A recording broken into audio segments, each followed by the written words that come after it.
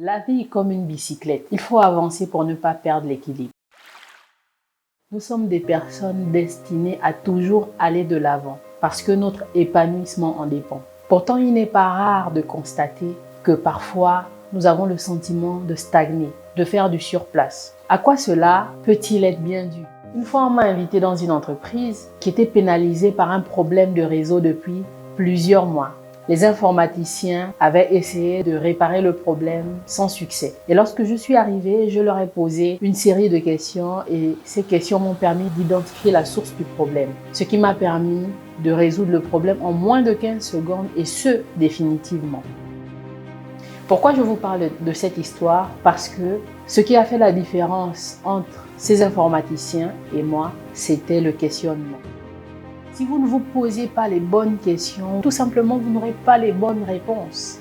Par exemple, lorsque vous utilisez le moteur de recherche de Google, si vous posez mal le problème, Google ne vous donnera pas les bonnes réponses. C'est comme ça qu'il y a des gens qui vivent avec les mauvaises réponses à chaque fois. Ils intègrent ça en eux, et les situations n'avancent pas. Donc, il y a des bonnes questions, il y a des mauvaises questions.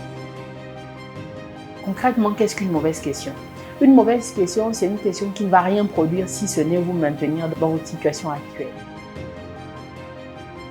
Et une bonne question, c'est une question qui va créer du mouvement, de l'action, du changement positif dans votre vie. Par exemple, où est-ce que je veux aller cette année? Est-ce que les aptitudes, les habitudes, les compétences que j'ai sont compatibles avec les objectifs que je me suis posés? Si ce n'est pas le cas, eh bien, quelles sont les actions que je dois faire? Voilà des questions qui vous poussent à l'action. Voilà ce que moi j'appelle de bonnes questions. Lorsque vous partez par exemple consulter un médecin et que vous lui exprimez votre mal, il écoute bien ce que vous lui expliquez, mais il ne s'empresse pas de vous prescrire un médicament après vos explications. Ce qu'il fait, c'est qu'il vous pose un ensemble de questions. Ces questions vont servir à lui permettre d'identifier la source du problème.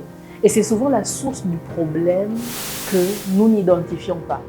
Même dans le monde de l'entreprise, c'est la même chose. Lorsqu'ils veulent évoluer ou bien lorsqu'ils veulent changer de stratégie, ils vont faire une analyse SWOT.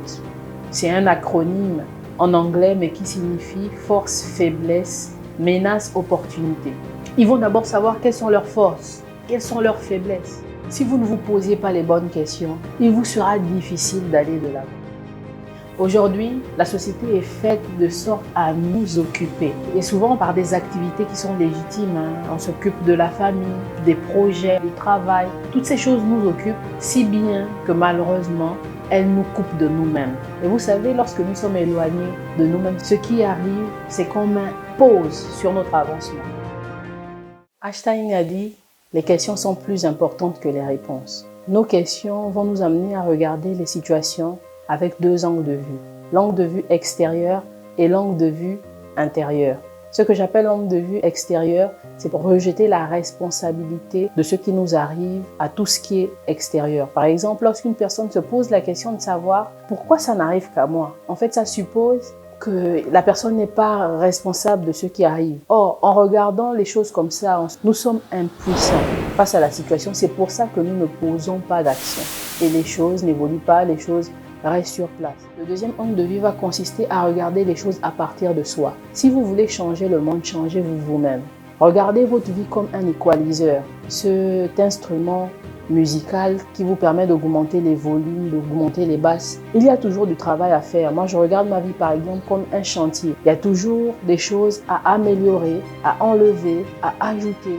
Posons-nous les bonnes questions, voyons ce qui peut être optimisé et je suis sûre que nous commencerons à avoir des changements positifs dans nos vies. Si cette vidéo vous a appris quelque chose, n'hésitez pas à me laisser un like et à vous abonner si ce n'est pas déjà fait. C'est tout pour moi et je vous dis à la semaine prochaine.